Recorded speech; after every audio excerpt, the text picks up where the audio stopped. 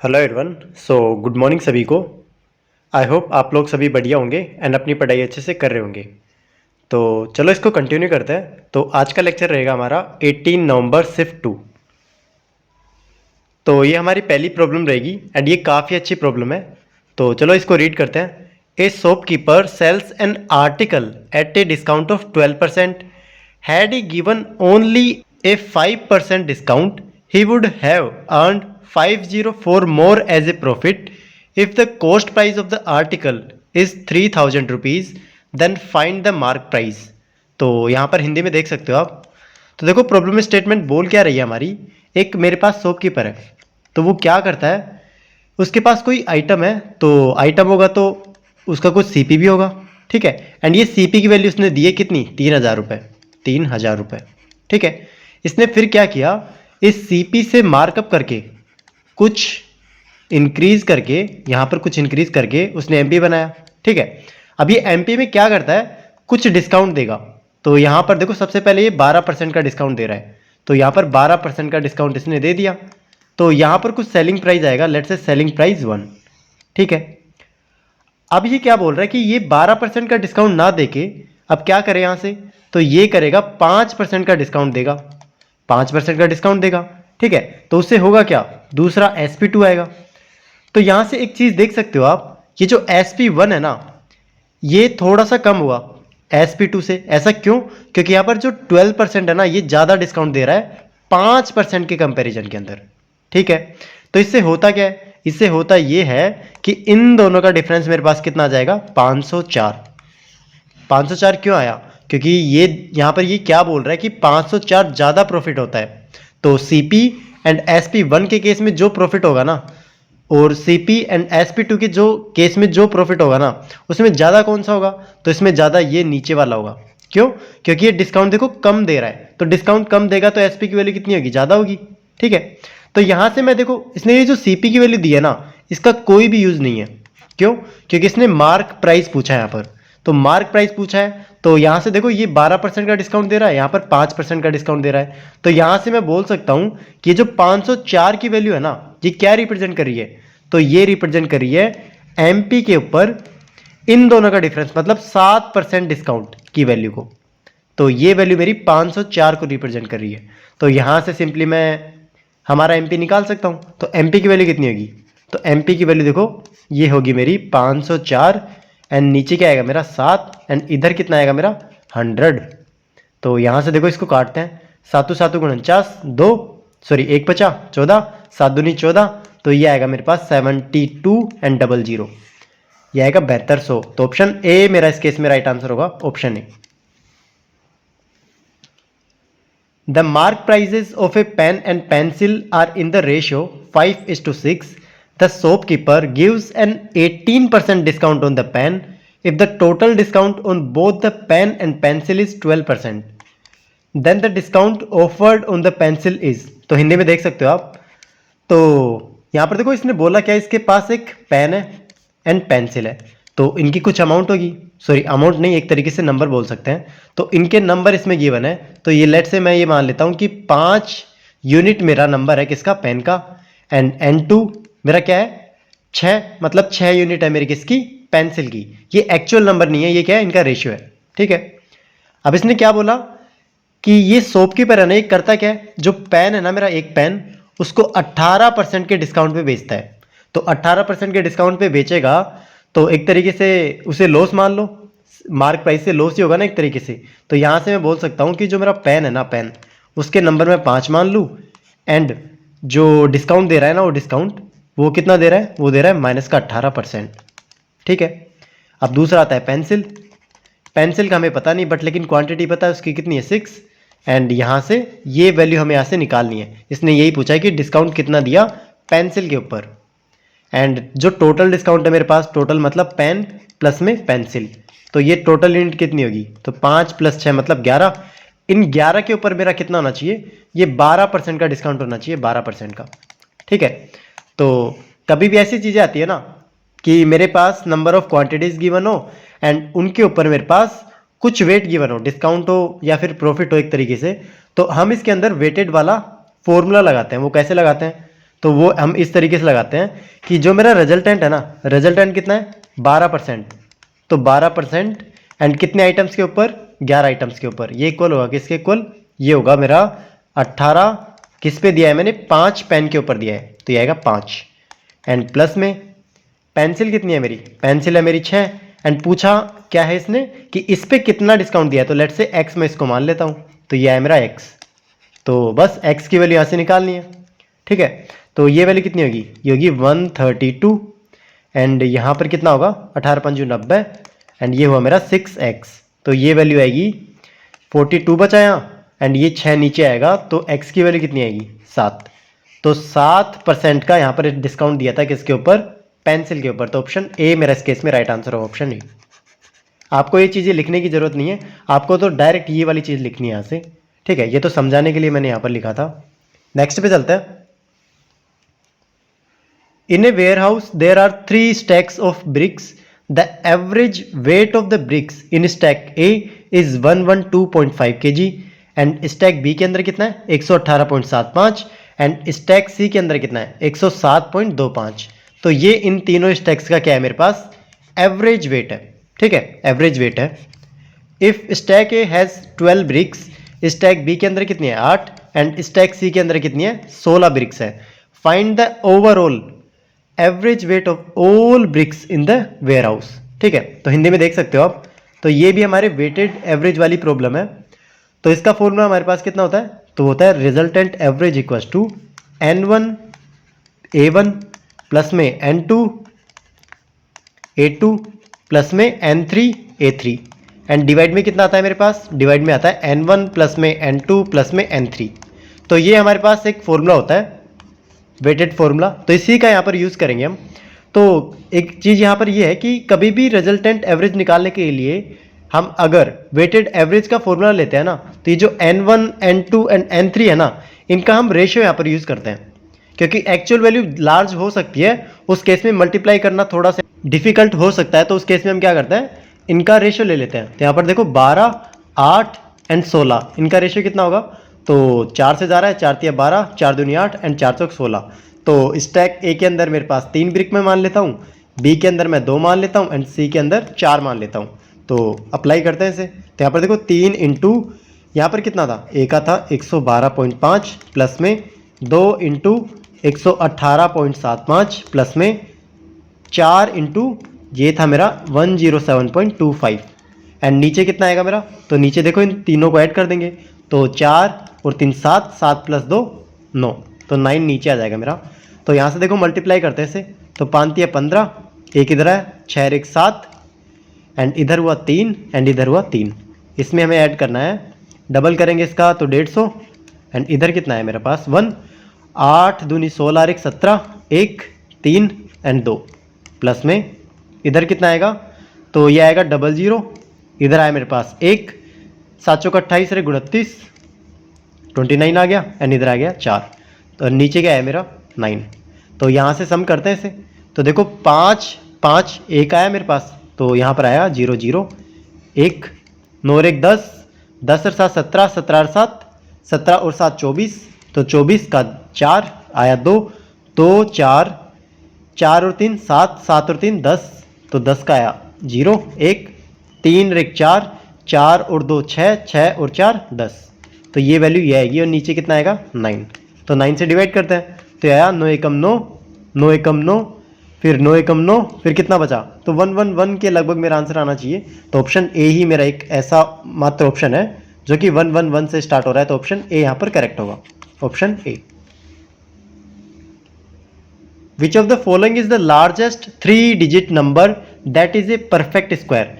तो हमें यहाँ पर देखो एक 3 डिजिट वाली नंबर ऐसा बताना है जो कि एक कंप्लीट परफेक्ट स्क्वायर हो। तो 551 नहीं होता, 961 होता है, 971 नहीं होता एंड 981 भी नहीं होता, तो ऑप्शन बी मेरा इस केस में राइट आंसर होगा एंड ये 19 का स्क्वायर होता है, तो ऑप्शन बी।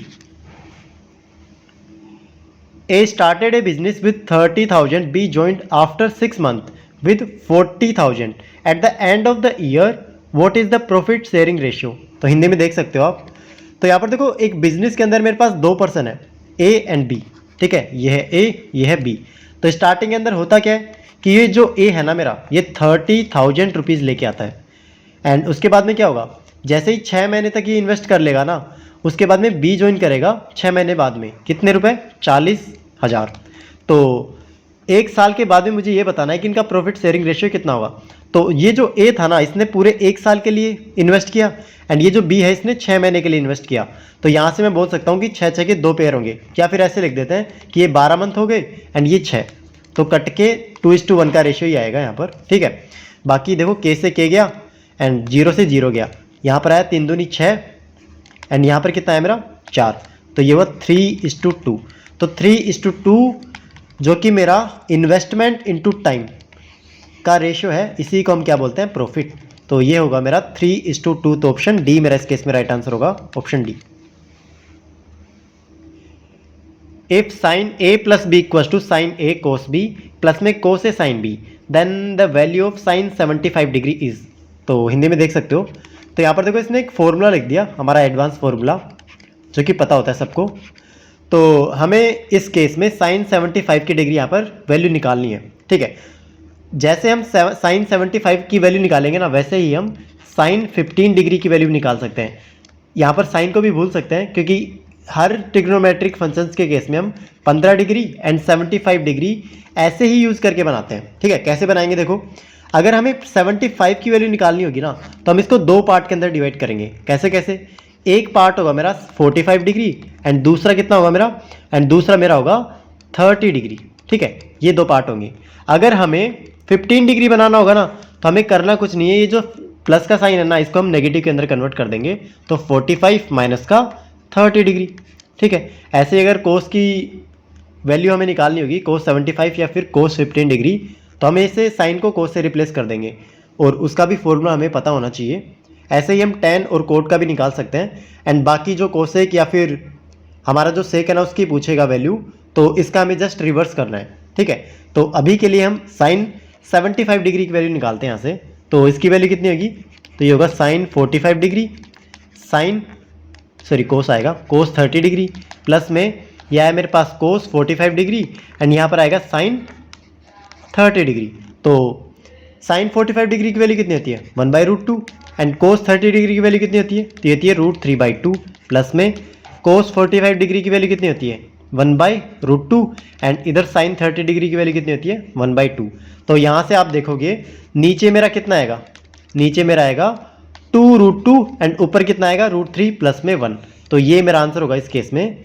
तो √3 + 1 डिवाइडेड बाय 2√3। तो ऑप्शन डी मेरा इस केस में राइट आंसर होगा, ऑप्शन डी।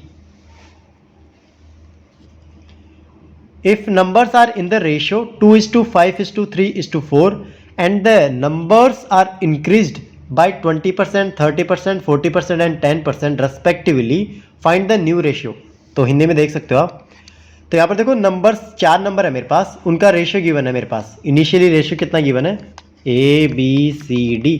लेट से ये मेरे पास 4 नंबर है, तो 2:5:3:4 ये मेरे पास ओरिजिनल रेशियो है, ठीक है, ओरिजिनल रेशियो है। अब हमें नया रेशियो बताना है इसका। कैसे हमें बताना है, ऐसे है कि ये जो मेरे पास ए है ना, इसको मैं 20% से इंक्रीमेंट करता हूँ, बी को मैं 30%, सी को मैं 40% एंड डी को मैं 10% से। तो वो रेशियो हमें यहाँ पर बताना है। तो सिंपली मैं यहाँ पर ये बोल सकता हूँ कि 20% से मैं इंक्रीमेंट कर रहा हूँ ना, इंक्रीज कर रहा हूँ। तो लेट से ओरिजिनल नंबर मेरे पास 100 है, तो उस केस में 20% इंक्रीमेंटेड कितना आएगा, 120। तो यहाँ से मैं नीचे वाली जीरो भूल के 2 × 120 लिख सकता हूँ, क्योंकि अगर नीचे मैं 100 लिखूंगा, चलो लिख ही लेते हैं क्योंकि बाद में कैंसिल हो ही जाएगा वो। 5 × 30% का इंक्रीमेंटेड वैल्यू कितनी होगी, 130/100। ऐसे ही यहाँ पर आएगा 140/100 एंड ऐसे ही फोर्थ वाले का कितना आएगा, तो आएगा 4 × 110/100। तो 100 से 100 कैंसिल मेरा एंड ये 0 से 0 कैंसिल। तो बचा कितना, तो आएगा 24। यहाँ पर कितना है, 13×5 65, यहाँ पर कितना है 14×3 42 एंड यहाँ पर कितना है 44। तो ये किसी से भी नहीं कट रहा, तो इसका मतलब यही मेरा आंसर होगा। तो देखो 24, 65, 42 एंड 44। तो ऑप्शन डी मेरा इस केस में राइट आंसर होगा, option D. The ratio of milk and water in 560 litre of mixture is 4:3। 140 litres of the mixture are taken out, find the quantity of milk now. तो हिंदी में देख सकते हो आप। तो इनिशियली मेरे पास 560 लीटर्स का एक मिक्सचर गिवन है, ठीक है, जिसके अंदर मिल्क एंड वाटर का रेशियो गिवन है, कितना कितना 4:3 का रेशियो गिवन है। अब मैं करता क्या हूँ, ये जो 140 लीटर है ना इस मिक्सचर का, ये ध्यान में रखना, ये किसी पर्टिकुलर क्वांटिटी का नहीं निकाल रहा मैं कि मान लो ये 140 लीटर मेरा मिल्क का हो या फिर वाटर का हो, इस तरीके से नहीं कर रहा। मैं कर रहा क्या हूँ कि ये जो मिक्सर गिवन है ना इसके अंदर से ही 140 लीटर की मैं क्वांटिटी निकाल रहा हूँ, ठीक है। तो निकालते हैं। तो 560 के अंदर मैं 140 निकालूंगा ना, तो ये वैल्यू कितनी बचेगी, तो ये बचेगी मेरे पास 420, ठीक है। अब यहाँ पर देखो, अगर मैं कंप्लीट क्वांटिटी के अंदर से निकालता हूँ ना, तो जो रेशियो मेरे पास इनिशियली होता था ना इंडिविजुअल क्वांटिटीज़ का, वो ही रेशियो मेरा बाद में भी होगा, ठीक है। इसका मतलब यहाँ पर मेरा मिल्क इज टू वाटर का रेशियो कितना था 4:3, तो यहाँ पर भी कितना होगा, मिल्क इज टू वाटर का रेशियो होगा 4:3। तो अब देखो हमें मिल्क की क्वांटिटी यहाँ पर बतानी है, तो 420 के अंदर में मिल्क कितना है मेरा 4, एंड टोटल क्वांटिटी कितनी होगी 4 + 3 मतलब 7, तो ये वैल्यू होगी 7 × 42 और 6 × 24 मतलब 240 लीटर। तो 240 लीटर मेरा यहाँ पर मिल्क होगा किसके अंदर 420 लीटर के अंदर। तो 240 मतलब ऑप्शन सी मेरा इस केस में राइट आंसर होगा, option C. In a mixture of 60 liters, the ratio of wine to water is 1:2. If the ratio is to be 1:3, then what quantity of water needs to be added? तो हिंदी में देख सकते हो आप। तो यहाँ पर देखो इसने किया क्या है, 60 लीटर मेरे पास इनिशियल सॉल्यूशन था, ठीक है, जिसके अंदर मिल्क नहीं, यहाँ पर क्या है वाइन, तो वाइन इज टू वाटर, इसका रेशियो गिवन है कितना 1:2 का, ठीक है। अब किया क्या इसने, अब इसने किया कि कुछ इसने वाटर यहाँ पर ऐड किया है, तो लेट्स से मैं x अमाउंट का यहाँ पर वाटर ऐड कर रहा हूँ, ठीक है। तो जो नया रेशियो बनता है ना वो कितना बनता है, तो वो बनता है मेरे पास 1:3 का, ठीक है। तो यहाँ पर आप देखोगे कि मैं ऐड क्या कर रहा हूँ, मैं यहाँ पर वाटर ऐड कर रहा हूँ, इसका मतलब जो क्वांटिटी मेरी वाइन की पहले थी ना वो ही लास्ट में होनी चाहिए, और यहाँ पर देखो वो है भी इक्वल, ठीक है। अगर नहीं होती ना हमें इसे इक्वल करना पड़ता, तो यहाँ पर वो पहले से इक्वल गिवन है, तो यहाँ से बस हमें करना क्या है, हमें ये जो वाटर है ना जो चेंज हुआ है वो कितना चेंज हुआ है पहले तो ये देखो, तो देखो 2 से 3 यहाँ पर यूनिट हो गया, मतलब 1 यूनिट का चेंज है। तो इसका मतलब जो वाटर ऐड हुआ है ना वो कितना हुआ है, तो वो हुआ है 1 यूनिट का। तो ये x की वैल्यू क्या रिप्रेजेंट कर रही है 1 यूनिट, तो ये ही हमें यहाँ पर निकालना है। तो अब निकालेंगे कैसे, ये देखो, तो यहाँ से देखो इनिशियली मेरे पास टोटल क्वांटिटी कितनी थी, तो देखो 1 + 2 ये था मेरे पास 3, ये जो 3 यूनिट है ना ये किसको रिप्रेजेंट कर रही थी, ये कर रही थी 60 लीटर को। तो इसका मतलब 1 यूनिट की वैल्यू कितनी है, ये है मेरे पास 20 लीटर। तो यहाँ से देखो 1 यूनिट की वैल्यू ही इसने पूछी है, तो इसने 20 लीटर यहाँ पर वाटर ऐड किया है, तो इसका आंसर क्या होगा, option D 20 litre. If sec theta plus में टेन थीटा इक्वल्स टू 5, तो हमें यहाँ पर देखो सेक थीटा की वैल्यू यहाँ पर निकालनी है, ठीक है। तो ये तो हमारा कंप्लीट फॉर्मूला के बेसिस पे हो गया। तो फॉर्मूला होता क्या है हमारे पास, तो देखो सेक थीटा प्लस में टेन थीटा, अगर इसकी वैल्यू हमारे पास x गिवन हो ना, तो उस केस में सेक थीटा की वैल्यू कितनी होती है, तो वो होती है हमारे पास x² प्लस में 1/2x, ये ध्यान में रखना डायरेक्ट, ठीक है।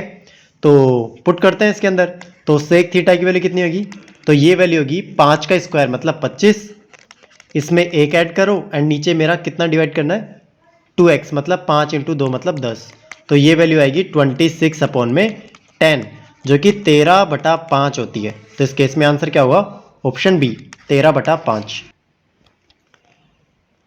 11th प्रॉब्लम देखते हैं यहाँ से।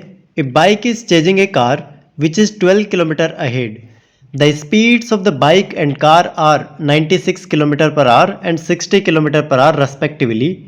If the bike catches the car in a minutes, then find the distance covered by the bike in a minus का 16 hours। तो हिंदी में देख सकते हो आप। तो यहाँ पर देखो दो चीज़ें हैं, एक बाइक है मेरे पास, एक कार है, ठीक है। तो कार यहाँ पर आगे है, ये ध्यान में रखना, कार यहाँ पर आगे है एंड बाइक पीछे है, एंड इन दोनों के बीच की डिस्टेंस कितनी है, तो ये है मेरे पास 12 किलोमीटर है, ठीक है। एंड दोनों की स्पीड्स गिवन है मेरे पास कितनी कितनी, तो यहाँ पर देखो बाइक की तो है मेरे पास 96 km/h एंड यहाँ पर कार की स्पीड कितनी है 60 km/h, ठीक है। If the bike catches the car in A minutes, अब होता क्या है, ए मिनट्स के बाद में है ना ये बाइक कार को कैच कर लेती है, मतलब दोनों बराबर में आ जाते हैं। ठीक है, तो बराबर में आते हैं मतलब दोनों तो चल रही हैं एक साथ, ये भी चल रही है इधर एंड ये भी चल रही है इधर। तो एक तरीके से ये रिलेटिव वाला काम होगा कि दोनों मेरे को यहाँ पर कुछ टाइम के बाद में, लेट्स से ये टाइम मेरे पास क्या होगा, ए मिनट्स होगा, तो इस टाइम के बाद में ये कार होगी एंड ये बाइक होगी, दोनों एक साथ चलेंगी। ठीक है, तो ये टाइम निकालने के लिए एक फॉर्मूला होता है हमारे पास, वो होता है क्या है, तो वो सिंपल होता है, क्या होता है कि टाइम इक्वल्स टू डिस्टेंस दोनों के बीच की एंड नीचे क्या आएगा मेरे पास, रिलेटिव स्पीड। तो ये ध्यान में रखना, तो डिस्टेंस कितनी है मेरे पास 12 किलोमीटर एंड यहाँ पर रिलेटिव स्पीड कितनी हो जाएगी, तो देखो दोनों सेम डायरेक्शन के अंदर जा रहे हैं तो इन दोनों का डिफरेंस होगा। तो 96 माइनस का 60 ये कितना हुआ, ये हुआ 36, तो ये हुआ 12 12 24 12 36, तो 1/3 आर। तो ए की वैल्यू कितनी होगी, तो होगी 1/3 आर। अब यहाँ से एक चीज़ ध्यान में रखना, अगर आपने ए की वैल्यू 1/3 यहाँ पर पुट करके सोल्व कर दी ना तो वो गलत है। क्यों, क्योंकि यहाँ पर देखो क्लियरली मेंशन है कि जो मेरा ए है ना, ए वो मिनट के अंदर गिवन है, तो सबसे पहले 1/3 को मुझे मिनट के अंदर कन्वर्ट करना पड़ेगा, तो 60 से मल्टीप्लाई करना पड़ेगा, तो ये टाइम कितना आएगा, तो ये आएगी मेरी ए की वैल्यू, तो ये आएगा 20, तो 20 मिनट्स इसको लगेंगे। ठीक है, तो ए की वैल्यू कितनी होगी 20। तो अब देखो यहाँ से ये जो टाइम होगा ना, टाइम नया वाला टाइम, ये कितना होगा ए माइनस का 16, तो यहाँ से देखो डायरेक्ट पुट करो। अब यहाँ पर ये मत देखना आप कि ये मिनट के अंदर है एंड ये आर लिखा हुआ है, तो इससे कन्फ्यूजन हो जाएगा आपको। बस हमें लेना क्या है, हमें सिर्फ यहाँ पर क्वांटिटी लेनी है, मतलब ये मैग्नीट्यूड लेना है हमें। तो 20 माइनस का 16 ये कितना हुआ, ये हुआ 4 आर। ठीक है, तो 4 घंटे के अंदर ये जो मेरी बाइक है ना, बाइक कितनी डिस्टेंस ट्रेवल कर लेगी, तो डिस्टेंस का फॉर्मूला होता है हमारे पास स्पीड इनटू टाइम। स्पीड कितनी है इसकी, तो देखो बाइक की स्पीड है 96 एंड टाइम कितना है 4 घंटे, तो 6 चौका 24, 2 9 चौक 36, 36 और 2 38, तो 384 किलोमीटर मेरा यहाँ पर आंसर होना चाहिए। तो 384 मतलब ऑप्शन बी मेरा इस केस में राइट आंसर होगा, option B. If x equals to √10 plus √3 and y equals to √10 minus का √3 फाइंड एक्स स्क्वायर प्लस में वाई स्क्वायर। ठीक है, तो यहाँ पर देखो इसके लिए काफ़ी अच्छा एक फॉर्मूला होता है हमारे पास। लेट से x की वैल्यू मेरे पास अगर a प्लस बी का होल स्क्वायर हो एंड y की वैल्यू मेरे पास a माइनस का b का होल स्क्वायर हो। ठीक है, तो इस केस में यहाँ पर स्क्वायर छोड़ दो, स्क्वायर नहीं, यहाँ पर स्क्वायर छोड़ दो। ठीक है, अगर ये वैल्यू मेरे पास गिवन हो ना, अगर हमें एक्स स्क्वायर प्लस में वाई स्क्वायर यहाँ पर कैलकुलेट करना हो तो हम यहाँ पर डायरेक्ट लिखेंगे क्या, 2 ब्रैकेट में ए स्क्वायर प्लस में बी स्क्वायर। एंड अगर हमें इन दोनों का डिफरेंस लेना हो तो इस केस में कितना आएगा, तो इस केस में देखो, इस केस में हमारे पास आएगा 4a इंटू बी। ठीक है, तो ये चीज़ आप दो ध्यान में रखना। तो यहाँ से देखो इसने बोला क्या कि x की वैल्यू √10 प्लस में √3, मतलब यहाँ से अगर मैं एक्स स्क्वायर प्लस में वाई स्क्वायर निकालने जाऊँगा ना तो उससे पहले √10 प्लस में √3, तो a की वैल्यू कितनी होगी √10 एंड b की वैल्यू कितनी होगी √3। एंड यहाँ पर देखो √10 माइनस का √3 गिवन है, तो इस केस में भी देखो a की वैल्यू √10 एंड b की वैल्यू √3। तो यहाँ से मैं डायरेक्ट लिख सकता हूँ कितना, 2 ब्रैकेट में √10 का स्क्वायर कितना हुआ 10 एंड √3 का स्क्वायर कितना हुआ 3, तो ये वैल्यू आएगी 2 इंटू 13। तो यहाँ पर आंसर कितना आएगा मेरा 26, तो ऑप्शन ए मेरा इस केस में राइट आंसर होगा, ऑप्शन ए। प्रॉब्लम नंबर 13 देखते हैं यहाँ से। If a equals to √8 plus में √3 and b equals to √8 minus का √3 find the value of a plus B upon में a माइनस का b। ठीक है, तो इस एक्सप्रेशन की वैल्यू हमें यहाँ पर फाइंड आउट करनी है। तो सबसे पहले a प्लस बी निकालते हैं, तो a प्लस बी की वैल्यू कितनी होगी, तो यहाँ से देखो √8 प्लस में √3, आपको डायरेक्ट लिखना है यहाँ से √8 माइनस का √3, तो इसकी वैल्यू देखो √3 से √3 कैंसिल, तो ये वैल्यू आएगी 2√8। ऐसे ही मैं a माइनस बी निकालने जाऊँगा ना तो देखो ये जो b के साइंस है ना वो चेंज हो जाएंगे, इसका मतलब ये √8 माइनस का हो जाएगा एंड √3 प्लस का हो जाएगा, तो √8 से √8 कैंसिल, तो ये कितना बचेगा, ये बचेगा 2√3। तो यहाँ से देखो a प्लस बी अपॉन में a माइनस बी मैं निकालूंगा तो ये होगा 2√8 अपॉन में 2√3, तो 2 से 2 कैंसिल। तो अब देखो इसे हमें रेशनलाइज करना है, तो कैसे करेंगे, तो यहाँ से देखो √8 को मैं क्या लिख सकता हूँ 2√2। ठीक है, एंड √3 का मैं रेशनलाइज करूँगा तो √3 से ऊपर नीचे मल्टीप्लाई करना पड़ेगा, तो ये वैल्यू कितनी आएगी, तो ये वैल्यू आएगी 2√6 अपॉन में 3, तो ये मेरा आंसर होना चाहिए। तो 2√6/3 मतलब ऑप्शन बी यहाँ पर करेक्ट आंसर होगा। A rectangular tile having a perimeter of 2 to 4 centimeter has been used to pave a floor of length and breadth 25.6 meter and 14.4 meter respectively. If the ratio of the length to breadth of each tile is 4:3, then find the number of tiles required to pave the floor completely. तो हिंदी में देख सकते हो आप। तो यहाँ से देखो एक मेरे पास फ्लोर है, तो फ्लोर है, उसकी डायमेंशंस कितने गिवन है 25.6 मीटर एंड यहाँ पर विड्थ कितनी है 14.4 मीटर। तो यहाँ पर ये ध्यान में रखना ये मीटर के अंदर है, ठीक है। एंड एक टाइल गिवन है मेरे पास, एक रेक्टेंगुलर टाइल है, उसकी डायमेंशंस कितनी है, तो यहाँ पर देखो लेंथ एंड विड्थ का मेरे पास रेशियो गिवन है 4:3 एंड इसने बताया क्या है कि इसका पेरीमीटर जो टाइल है ना उसका पेरीमीटर कितना है, तो उसका पेरीमीटर है 224 सेंटीमीटर। तो यहाँ से मैं निकाल सकता हूँ लेंथ एंड विड्थ इसकी। तो कैसे, तो पेरीमीटर क्या होता है टाइल का, रेक्टेंगुलर एक टाइल है मेरे पास, उसका पेरीमीटर होता है मेरे पास 2 ब्रैकेट में L + B। तो ये वैल्यू मेरे पास कितनी गिवन है 224। तो यहाँ से L + B मैं करूँगा तो 7 आएगा, तो 2 × 7 मतलब 14। तो एक यूनिट की वैल्यू कितनी आएगी, तो आएगी 224/2 × 7। तो इसे काट लेते हैं, तो 7 × 21 7 दूनी 14, तो ये आएगा 2 से काटेंगे तो 16। तो एक यूनिट की वैल्यू कितनी आई 16। तो यहाँ से ये वैल्यू कितनी होगी 64 एंड ये वैल्यू कितनी होगी 48, ठीक है। तो बस हमें क्या करना है कि इस जो फ्लोर है ना इसका कंप्लीट एरिया को कवर करना है इन टाइल से। तो नंबर ऑफ टाइल्स निकालनी है, तो नंबर ऑफ टाइल्स कैसे निकालेंगे, तो नंबर ऑफ टाइल्स इसका फॉर्मूला होगा मेरे पास फ्लोर का एरिया एंड इसको डिवाइड कर देंगे किससे, एक टाइल के एरिया से, तो करते हैं। तो यहाँ पर देखो 25 एंड यहाँ पर देखो सबसे पहले ये मीटर के अंदर गिवन है एंड ये जो मेरे पास डायमेंशंस गिवन है ना ये सेंटीमीटर के अंदर गिवन है। तो एक क्वांटिटी को दूसरी क्वांटिटी के अंदर कन्वर्ट करना पड़ेगा मुझे। तो मैं इस मीटर को कर लेता हूँ, तो ये वैल्यू कितनी आएगी, तो 100 से मल्टीप्लाई करूँगा तो 25 एंड 60 आया एंड इधर कितना है 14 एंड 40, ठीक है। इसको डिवाइड करना है किससे, इसको करना है मुझे टाइल का एरिया कितना होता है L × B, तो 64 × 48। तो यहाँ से काट के देखते हैं तो किससे कट रहा है, देखो तो ये देखो 16 से जा रहा है 256, क्योंकि ये 16 का स्क्वायर होता है ना, तो 160 यहाँ पर बचेगा एंड 16 × 4 = 64, 4 से काटूंगा 40, ठीक है। फिर किससे कटेगा, तो 8 × 6 = 48 एंड 8 × 5 = 40। इसको मैं 6 से काटता हूँ, तो 6 से काटूंगा 6 दूनी 12, फिर बचा 2, 6 × 4 = 24, फिर 0। तो इसका मतलब इसका आंसर कितना है 5 × 240।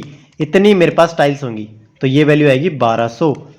तो 1200 टाइल्स का यहाँ पर यूज होगा, तो ऑप्शन ए मेरा इस केस में राइट आंसर होगा, option A. A rectangle has one side of 6 centimeter and its diagonal is 22 centimeter. Find the other side and area. ठीक है, तो एक रेक्टेंगल गिवन है मेरे पास, उसकी एक साइड गिवन है कितनी 6 एंड इसका डायगोनल गिवन है मेरे पास, वो कितना गिवन है 22। तो यहाँ पर मुझे दूसरी साइड निकालनी है एंड एरिया निकालना है इस रेक्टेंगल का। बट यहाँ पर आप दूसरी साइड निकाल लोगे ना उसी से काम चल जाएगा आपका, क्यों, क्योंकि यहाँ पर देखो सारे के सारे ऑप्शंस मेरे क्या हैं डिफरेंट है, ठीक है। तो दूसरी साइड निकालते हैं, तो यहाँ पर देखो पाइथागोरस इक्वेशन लगाएंगे, तो 6 का स्क्वायर प्लस में लेट्स से इसको मैं x मान लेता हूँ x² एंड इधर कितना आएगा, ये आएगा 22 का स्क्वायर। तो 22 का स्क्वायर कितना होता है, ये होता है 484। तो यहाँ से x² की वैल्यू कितनी होगी, तो 484 में मैं 36 यहाँ पर सब्ट्रैक्ट कर दूंगा, तो ये वैल्यू कितनी आएगी, तो देखो 14 में से 6 गया 8, फिर 7 में से 3 गया 4 एंड यहाँ पर कितना है 4, तो 448। तो यहाँ से x की वैल्यू निकालूंगा तो इसका अंडर रूट करना पड़ेगा, तो 448। अब यहाँ पर देखो 7 सभी के अंडर रूट के अंदर है, तो मैं इसको 7 से डिवाइड करता हूँ। तो देखो इसको मैं 7 से डिवाइड करूँगा तो वैल्यू कितनी बचेगी मेरी, तो वो वैल्यू बचेगी 7 × 7 7 49 नहीं 7 6 42 बचा 2, फिर यहाँ आया मेरे पास 7 चौक 28, तो ये वैल्यू आएगी 8√7। तो ये मेरा आंसर होना चाहिए, तो इस केस में ऑप्शन ए मेरा यहाँ पर राइट आंसर होगा, ऑप्शन ए। एरिया हमें निकालने की ज़रूरत नहीं है, अगर निकालना हो तो डायरेक्ट इसको मल्टीप्लाई कर देंगे 8√7 को 6 से, तो 48√7 मेरा आंसर आएगा, तो ऑप्शन ए यहाँ पर राइट आंसर होगा। The average of 5 consecutive even numbers is 46. If the next 3 consecutive even numbers are added, what is the new average? तो हिंदी में देख सकते हो आप एंड ये काफ़ी अच्छी प्रॉब्लम है। तो यहाँ पर देखो सबसे पहले प्रॉब्लम को समझते हैं। तो इसने बोला क्या है, इसके पास इनिशियली 5 कॉन्जिकेटिव इवन नंबर्स हैं, ठीक है। तो सबसे पहले क्या एज्यूम कर सकते हैं इनको, तो देखो एक ए होगा, दूसरा a+2, a+4, a+6 and a+8, ठीक है। तो ये तो मेरे पास क्या है, 5 कॉन्जिकेटिव इवन नंबर्स है। अगर हमें लिखना भी होता ना डायरेक्ट, तो होता क्या है, लेट्स से nth टर्म निकालनी हो ना हमें, तो होता क्या है, होगा a प्लस में n-2 इंटू में d, ठीक है। तो ये मेरे पास क्या होता है, nth कॉन्जिकेटिव इवन नंबर्स हो जाएगा। तो इस केस में देखो अगर हमें 5वीं वाली निकालनी होती है ना, तो कैसे निकालते, तो होता a प्लस में n की वैल्यू कितनी आ जाती है 5 माइनस का 1 इंटू में d, तो ये होता a प्लस में 4d, ठीक है। तो कैसे भी लिख सकते हो। तो ये मेरे पास 5 कॉन्जिकेटिव इवन नंबर्स हैं।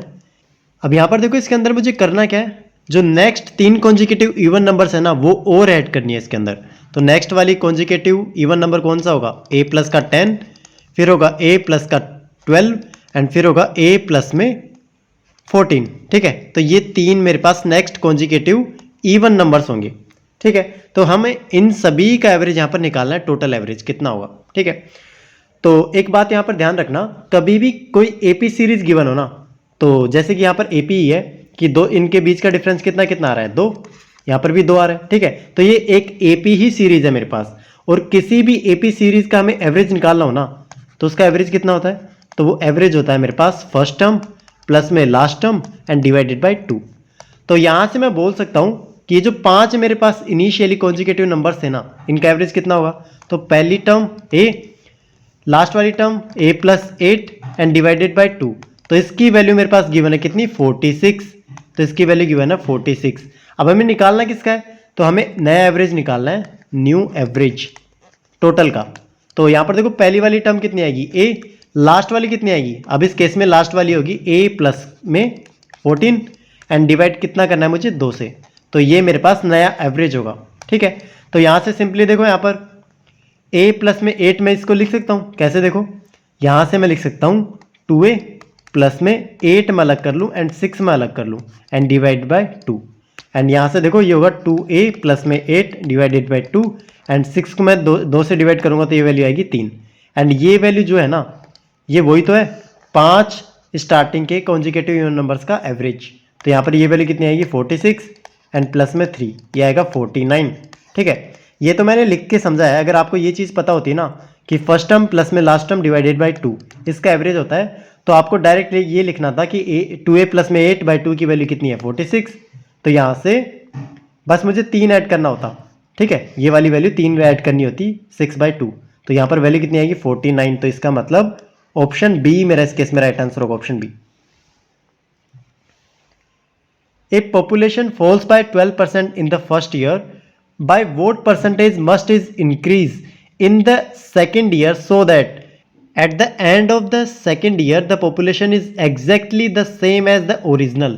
तो हिंदी में देख सकते हो आप। तो यहाँ पे देखो काफ़ी अच्छी प्रॉब्लम है। इसने बोला क्या कि मेरे पास कोई पर्टिकुलर पॉपुलेशन है, ठीक है, उसको मैं 12% से 1 साल के अंदर डिक्रीमेंट कर देता हूँ, ठीक है। तो 12% से डिक्रीमेंट करूंगा तो लेट से 12% की फ्रैक्शन वैल्यू कितनी होगी, तो ये वैल्यू होगी मेरे पास 3 बटा एंड नीचे कितना आएगा मेरे पास 25। तो 3/25 की फ्रैक्शन वैल्यू होती है। तो इसका मतलब अगर ओरिजिनल वाली मेरी 25 है ना, तो अब कितनी हुई, तो 3 कम होके कितनी होगी 22, ठीक है। तो 22 कर दिया हमने। अब ये क्या बोल रहा है कि अब हमें उस पॉपुलेशन को इंक्रीमेंट करना है, किसको, अब इस 22 को मुझे इंक्रीमेंट करना है। और क्या करना है कि ये 22 इंक्रीमेंट होके ये जो ओरिजिनल पॉपुलेशन थी ना पहले वो बन जाए। तो इंक्रीमेंट कितना करना पड़ेगा मुझे 3 का। तो बस हमें ये 3 का ही परसेंटेज वैल्यू निकालनी है। तो 3 का इंक्रीमेंट करना पड़ेगा किसके ऊपर, 22 के ऊपर, तो इंटू में 100। तो ये वैल्यू मुझे यहाँ पर फाइंड आउट करनी है, ठीक है। तो करते हैं, तो ये होगा 300 या फिर इस तरीके से बोल देते हैं, ये हुआ 50, ये कितना हुआ 150। तो 150 अपॉन में 11, या फिर हम ऐसे भी कर सकते थे 1/11 की परसेंटेज वैल्यू को हमें 3 से मल्टीप्लाई करना होता, ठीक है, कैसे भी कर सकते हैं। तो ये हुआ 11 एकम 11, 4 बचा, 11×3 39, फिर ये 13 पॉइंट कुछ के लगभग आएगा। तो ऑप्शन बी मेरा, सी मेरा इस केस में राइट आंसर होगा, option C. A shopkeeper marks up his goods by 20% and then offers a discount of 10%। If the cost price is 500 rupees, what is the selling price. तो हिंदी में देख सकते हो, तो यहाँ पर देखो काफ़ी इजी प्रॉब्लम है। तो इसने बोला क्या, तो सबसे पहले जो सीपी है ना मेरे पास 500, उसको इसने 20% से मार्कअप कर दिया। ठीक है, तो 20% से मार्कअप करेगा तो इसकी वैल्यू कितनी हो जाएगी, तो ये वैल्यू हो जाएगी 120%। ठीक है, अब उसके बाद में क्या करता है वो 10% का डिस्काउंट दे देता है। तो अब क्या करना है, हमें 10% का डिस्काउंट दे देना है। तो 10% का डिस्काउंट दूंगा तो एक्चुअल वैल्यू कितनी बचेगी 90। तो यही मेरा क्या होगा, सेलिंग प्राइस। तो इसकी वैल्यू हमें यहाँ पर निकालनी है। तो निकालते हैं, 2 जीरो से 2 जीरो एंड ये 2 जीरो से ये 2 जीरो, तो ये वैल्यू कितनी होगी, तो 12 पंजू 60 इंटू 9, तो 9 छः 54 मतलब 540। तो 540 इसका क्या होगा, सेलिंग प्राइस होगा। तो ऑप्शन बी मेरा इस केस में राइट आंसर होगा, option B. A sum of money becomes 16 times in 2 years. What is the annual compound interest rate? तो हिंदी में देख सकते हो, एक धनराशि 2 वर्षों में 16 गुना हो जाती है, तो वार्षिक चक्रवर्ती ब्याज की दर क्या होगी। ठीक है, तो यहाँ पर देखो कभी भी कंपाउंड इंटरेस्ट की बात होती है ना, तो हम प्रिंसिपल एंड जो अमाउंट होता है ना उसका रेशियो निकालते हैं। तो कैसे निकालेंगे, तो यहाँ पर देखो 1-2 साल के अंदर ये वैल्यू अगर 16 टाइम होती है ना, तो इसका मतलब क्या हुआ कि अगर मेरे पास प्रिंसिपल वैल्यू की वैल्यू मेरे पास 1 यूनिट है ना, तो उस केस में जो अमाउंट होगी मेरी कितनी हो जाएगी, 16 टाइम मतलब 16 हो जाएगी। तो ये मेरी 2 साल के अंदर हो रही है। तो 1 साल के अंदर निकालेंगे तो क्या करेंगे, इसका अंडर रूट। ठीक है, तो ये वैल्यू कितनी आई 1, यहाँ से वैल्यू कितनी आई 4। तो ये तो मेरे पास प्रिंसिपल एंड अमाउंट का रेशियो आ गया 1 साल के अंदर। तो रेट कैसे निकालते हैं, तो रेट हम इस तरीके से निकालते हैं कि इंक्रीमेंट कितना हुआ 3 का एंड किस पे हुआ 1 पे, तो 3 की वैल्यू का इंक्रीमेंट हुआ 1 पे। तो परसेंटेज रेट कितनी होगी 300, तो 300% इसका आंसर आएगा। तो ऑप्शन सी मेरा इस केस में राइट आंसर होगा 300%। A bus starts 30 minutes late and to reach a destination 150 km away on that time, it increases its speed by 25 km per hour. What is the usual speed of the bus? तो हिंदी में देख सकते हो आप। तो यहाँ पर देखो एक बस है मेरे पास, होता क्या है कि वो 30 मिनट लेट पहुंचती है। ठीक है, जो कि उसके डेस्टिनेशन से 150 किलोमीटर की डिस्टेंस पे दूर है। ठीक है, अब वो करता क्या है कि लेट से पहले उसकी स्पीड कितनी थी, x थी। अब उसने स्पीड कितनी कर ली, x प्लस में 25 किलोमीटर पर आवर की स्पीड उसने इंक्रीमेंट कर ली। ठीक है, तो सेम जो डिस्टेंस है ना मेरी 150 किलोमीटर, वो उसको टाइम पे कंप्लीट कर लेती है। मतलब यहाँ पर लेट कितना हो रहा था 30 मिनट का, अब ये उसको कंप्लीट टाइम पर पहुंच जाती है। ठीक है, तो कभी भी ये हो ना कि सेम डिस्टेंस को अलग अलग डिस्टेंस से कवर करे और उनके बीच का टाइम गिवन हो ना, तो हमारे पास उसके लिए एक फॉर्मूला होता है। वो होता क्या है, होता है d equals to v1 into में v2 अपॉन में v1 माइनस का v2 इंटू में टाइम। ठीक है, तो इसका हमें यूज करना है यहाँ पर। तो देखो डिस्टेंस कितनी है मेरे पास 150, v1 कितना है x, v2 कितना है मेरे पास x प्लस में 25 एंड नीचे कितना आएगा x प्लस 25 में से मैं x सब्ट्रैक्ट करूंगा तो ये वैल्यू कितनी आएगी 25। एंड यहाँ पर देखो टाइम कितना है मेरे पास 30 मिनट का डिफरेंस आ रहा है इन दोनों के बीच में। अगर मैं डिफरेंट स्पीड से जाऊँ ना तो उन दोनों के डिफरेंस टाइम का कितना आएगा 30 मिनट। तो इसको आर के अंदर कन्वर्ट करना पड़ेगा, तो 1/2, क्योंकि 30 मिनट मेरी 1/2 घंटे होती है।